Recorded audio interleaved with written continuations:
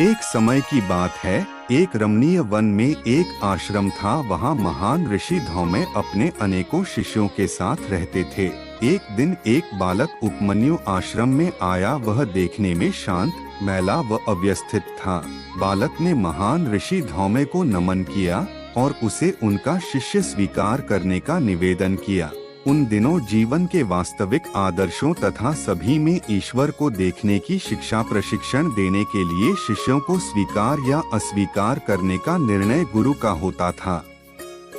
ऋषि धौम्य इस बालक उपमन्यु को स्वीकार करने के लिए सहमत हो गए। हालांकि उपमन्यु आलसी तथा मंद बुद्धि था, पर उसे आश्रम के अन्य सभी शिष्यों के साथ रखा गया।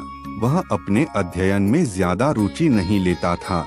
वह धर्म ग्रंथों को ना तो समझ पाता था और ना ही उन्हें कंठस्थ कर पाता था। उपमन्यु आज्ञाकारी भी नहीं था, उसमें कई उत्तम गुणों का अभाव था। ऋषि धौम्य एक ज्ञान संपन्न आत्मा थे। उपमन्यु के सभी दोषों के बावजूद वह उससे प्रेम करते थे। वे उपमन्यु को अपने अन्य उज्ज्वल शिष्यों से भी अधिक प्यार करते थे। उपमन्यु भी ऋषि धौम्य को अपना प्रेम लौटाने लगा। अब वह अपने गुरु के लिए कुछ भी करने को तैयार था। गुरु को ज्ञात था कि उपमन्यु अत्यधिक खाता है और इस कारण सुस्त और मंद था। अत्यधिक भोजन इंसान को उनींदा और अस्वस्थ महसूस कराता है और हम स्पष्ट रूप से सोच नहीं पाते, इससे सुस्ती का विकास होता है। ऋषि धौम्य चाहते थे कि उनके सभी शिष्य उतना ही खाए जितना स्वस्थ शरीर के लिए अनिवार्य है। आठ ऋषि धौम्य ने उपमन्यु को आश्रम की गायों को चराने के लिए अति सवेरे भेजा और संध्याकाल लौटने को कहा। ऋषि की पत्नी उपमन्यु के लिए दोपहर का आहार बनाकर देती थीं, पर उपमन्यु की भूख जोरावर थी। भोजन करने के पश्चात भी वह भूखा रहता था। आठ वह गायों का दूध दोहकर दूध पी लेता था। ऋषि धौम्य ने देखा कि उपमन्यु मोटा हो रहा था। ऋषि चकित थे कि गायों के साथ चारागाह तक चलने और सादा भोजन करने के बाद भी उपमन्यु का मोटापा कम नहीं हो रहा था। उपमन्यु से सवाल करने पर उसने ईमानदारी से बताया कि वह गायों का दूध पी रहा था। ऋषि धौम्य ने कहा कि उसे दूध नहीं पीना चाहिए क्योंकि वह गायें उसकी नहीं थीं। उपमन्यु अपने गुरु की आज्ञा के बिना दूध नहीं पी सकता था। उपमन्यु सरलता से सहमत हो गया। उसने देखा कि बछड़े जब अपनी माताओं से दूध पीते थे तो दूध की कुछ बूंदें गिर जाती थीं। वह इस दूध को अपने हाथों से एकत्रित कर पी जाता था। ऋषि धौम्य ने देखा कि अभी भी उपमन्यु का वजन कम नहीं हो रहा था। उन्हें बालक से ज्ञात हुआ कि वह क्या कर रहा था।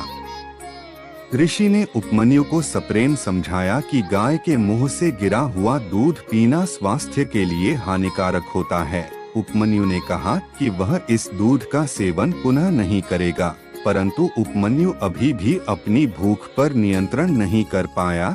एक दोपहर उसने पेड़ पर कुछ फल देखे और उन्हें खा लिया। ये फल जहरीले थे और उन्होंने उपमन्यु को अंधा बना दिया। उपमन्यु दहल गया और यहाँ वहाँ लड़खड़ाते हुए एक गहरे कुएं में जा गिरा। जब गायें उसके बिना घर लौट गईं तो ऋषि धौम्य उपमन्यु की तलाश में निकल गए। उन्होंने उसे एक कुएं में पाया और उसे बाहर निकाल कर लाए। उपमन्यु के लिए दया और करुणा से परिपूर्ण ऋषि धौम्य ने उसे एक मंत्र सिखाया। इस मंत्र के उच्चारण से देवताओं के चिकित्सक प्रकट हुए और उन्होंने उपमन्यु की दृष्टि वापस लौटा दी। तत्पश्चात ऋषि धौम्य ने उपमन्यु को समझाया कि लालच उसे तबाही की ओर ले गया था। लालच ने उपमन्यु को अंधा बना दिया और वह कुएं में गिर गया। वहां उसकी मृत्यु भी हो सकती थी। बालक को उसका सबक समझ में आ गया और उसने अत्यधिक खाना छोड़ दिया। जल्द ही वह दुरुस्त, स्वस्थ और बुद्धिमान व चतुर भी बन गया।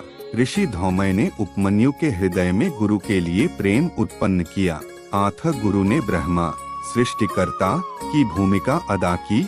ऋषि ने अपने प्रेमपूर्ण सुझाव से उपमन्यु में प्रेम की संरक्षा की तथा उसे कुएं में मरने से बचाया। आठ गुरु ने विष्णु संरक्षक की भूमिका अदा की।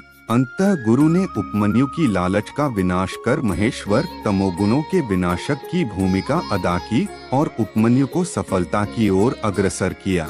सीख: गुरु एवं शिक्षक ही वो हैं जो हमें उचित आदर्शों की स्थापना करते हैं और सही मार्ग दर्शाते हैं। हमें अपने शिक्षक के प्रति सदा आदर और कृतज्ञता दर्शाना चाहिए। उम्मीद है कि आपको हमारा यह आर्टिकल पसंद आया होगा।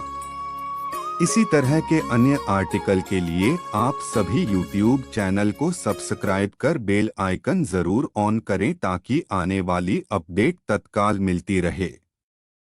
जय श्री राम, जय गुरुदेव।